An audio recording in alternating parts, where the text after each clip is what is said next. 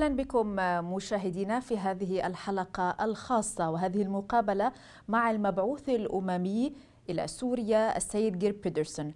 أهلا بك معنا سيد بيدرسون. الآن أنت هنا في الرياض، شاركت في هذا الاجتماع الوزاري الغربي العربي لمساعدة سوريا. ما أهم ما خرجتم به من هذا الاجتماع؟ Thank you so much. A pleasure being here together with you. It was a very good meeting. It was the second meeting.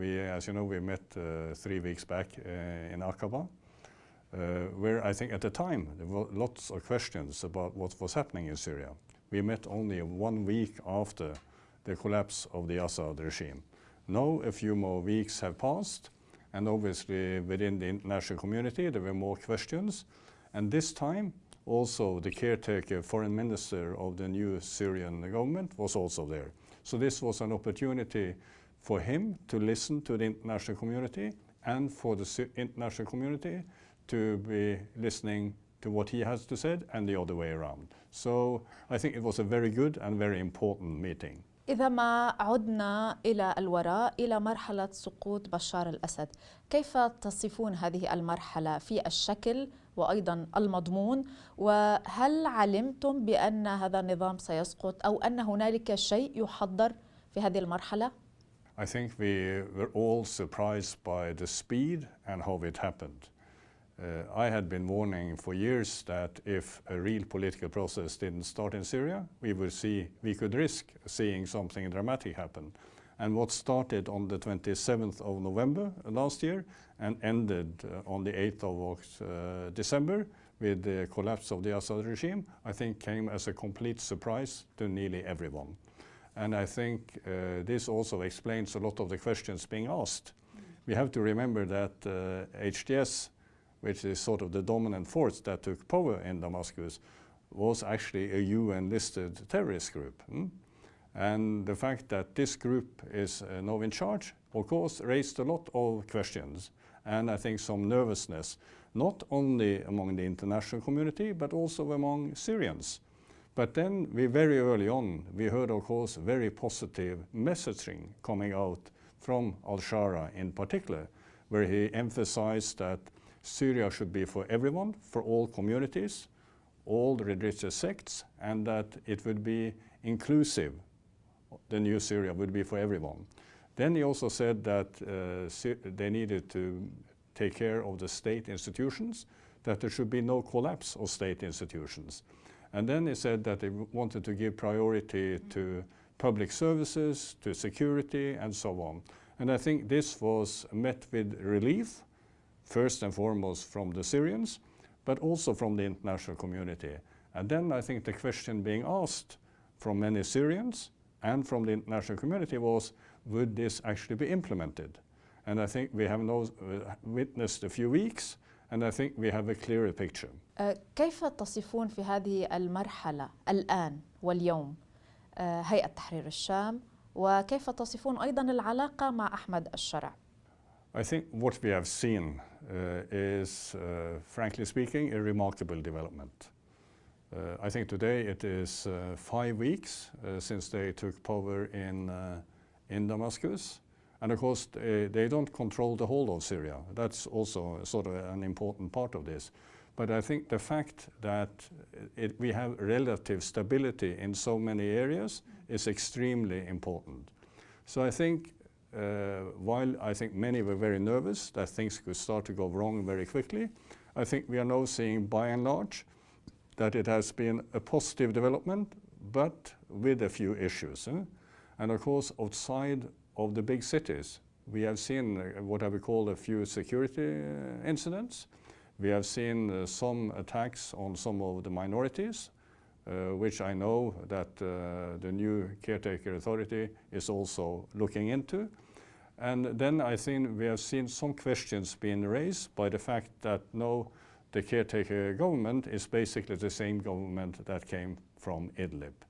But at the same time, and we heard that today here in Riyadh, is that we are getting assurances that after 3 months, plus minus, there will be a new transitional body that will come after we have had a national conference in Syria, and that this transitional body will be inclusive of all, so that no one should be felt excluded in Syria.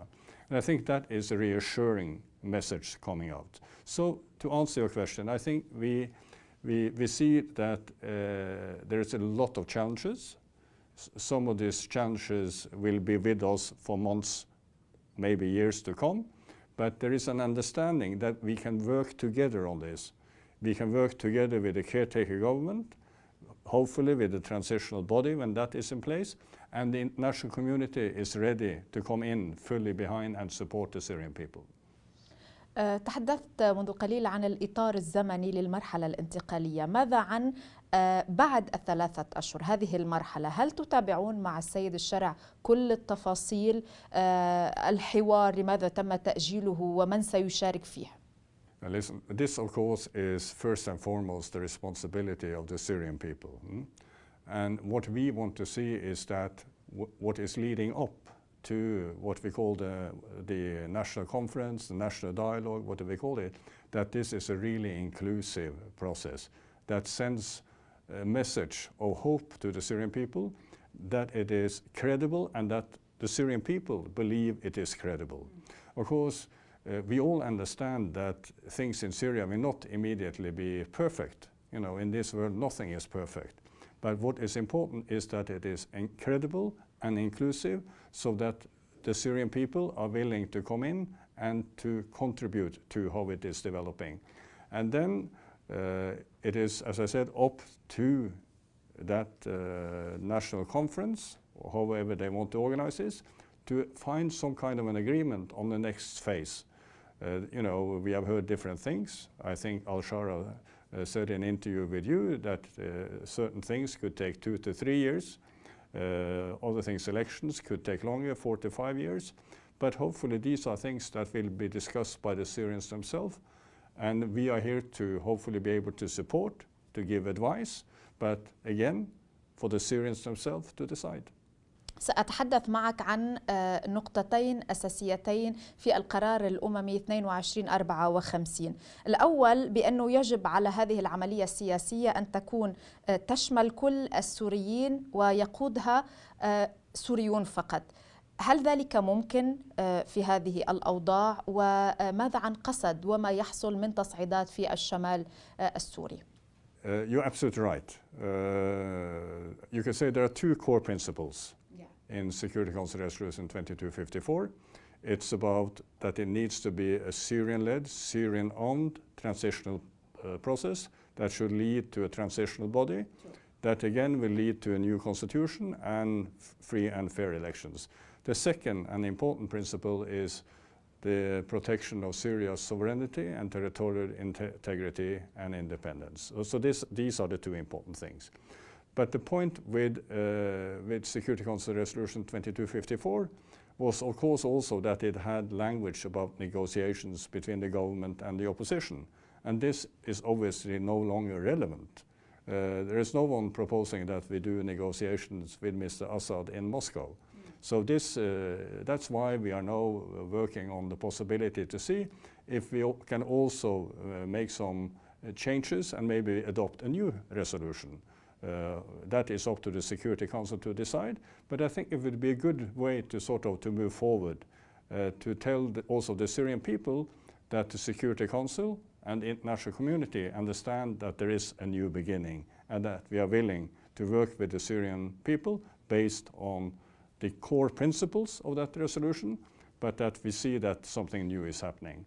Then on the situation in the northeast, obviously this is a major challenge. And it is extremely important that we find a political solution to this. And I was pleased to hear that there had been a meeting between the SDF and the HTS in Damascus. I understand there is no agreement yet, but hopefully we will give it time so that it could develop into a political solution. That means that all of Syria is now united behind the possibility of have a new beginning for all Syrians, all communities. المبدأ الثاني والأساسي في القرار الأممي 2254 هو حماية الأراضي السورية وسيادتها. فعليا ما رأيكم بما يحصل في الجنوب السوري والتوغلات الإسرائيلية في الداخل؟ نتحدث هنا عن ما يحصل من سيطرة إسرائيلية على القنيطرة. I'm afraid you're absolutely right that we are seeing a daily violation from the Israeli government against Syria. And I've said many times, and I can repeat it now, this needs to stop. The violation of Syria's sovereignty, the invasion, the occupation of new land is in violation of international law and the principle that the UN is based on.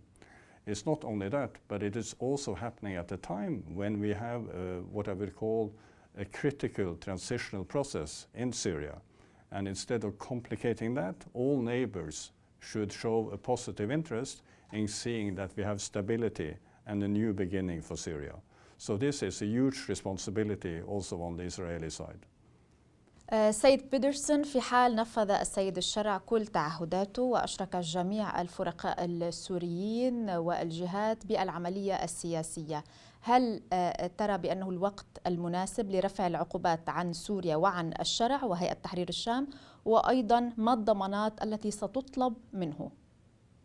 No, I think this is a very important question. And I really do believe that if we now see a truly inclusive political transitional process that leads to an inclusive transitional body, and with the process leading to a new constitution and a new elections, hopefully, then yes, there is, I think, a deep willingness from the international community to come in and to help. And at least I can promise I will do then my utmost to make sure that sanctions will be lifted. Because we know very well that if sanctions is not lifted, it will not really be possible to rebuild Syria. So we need to see two things, that the transitional process is moving forward and that the international community respond to that. But I can tell you, after listening to my colleagues from the international community here today, I'm confident that this should be possible to achieve.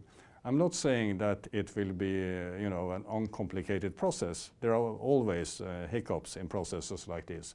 But we need to be very clear on this, that this is absolutely necessary to be able to see that we start to see the rebuilding of Syria, that will end the poverty that so many are now living in. We have now close to 17 million people in Syria in need of humanitarian assistance.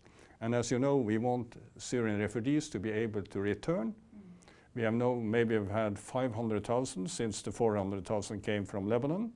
We have a little bit more than 100,000 after the 8th of December. So more than 500,000 people coming in, all of them needing, humanitarian assistance.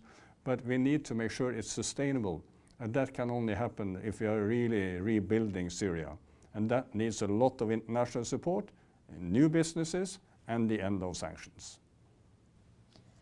الجارديان صحيفة الجارديان البريطانية نشرت تقريرا منذ أيام لمحررها السياسي باتريك وينتور يتحدث فيه عن أنه حضرتك تواجه عقوبات ورفض داخلي في الداخل السوري نتيجة عدم ثقة الشعب السوري بالأمم المتحدة لأنها خذلت السوريين على بال14 عاما السابقة. كيف تطمئنون المجتمع المدني والسوريين بأنه دور الأمم المتحدة في هذه المرحلة مختلف؟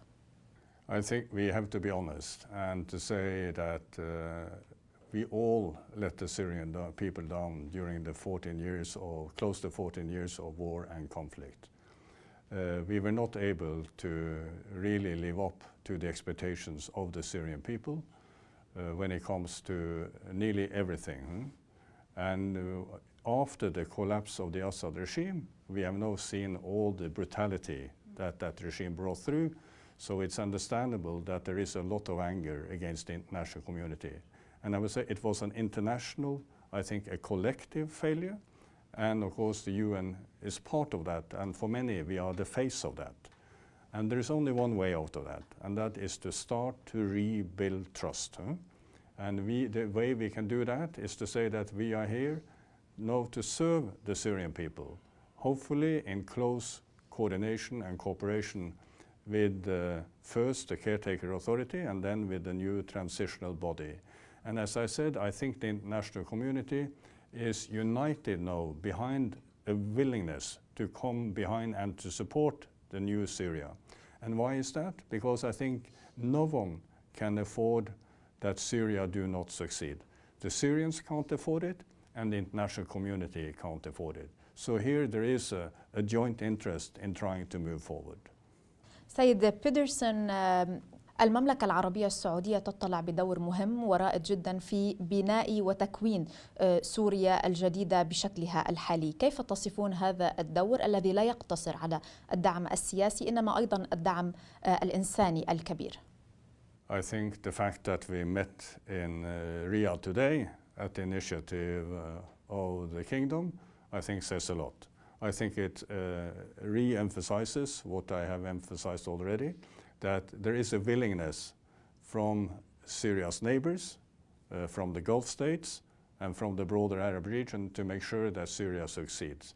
And I think the message from Saudi Arabia today was that they want to be at the forefront of that process. And I think that is welcome by everyone to see this. And in my discussions today with the Saudi authorities, I think we agreed that there is a huge potential, there are many challenges, and that we can only solve it if we work together. We work with the Syrians, and we work together as an international community. شكرا جزيلا لكم سيد جير بيدرسون على هذه المقابلة، وبالتوفيق لكم في مهمتكم في سوريا. Been a real pleasure. Thank you so much. والشكر موصول لكم مشاهدينا على حسن المتابعة. إلى اللقاء.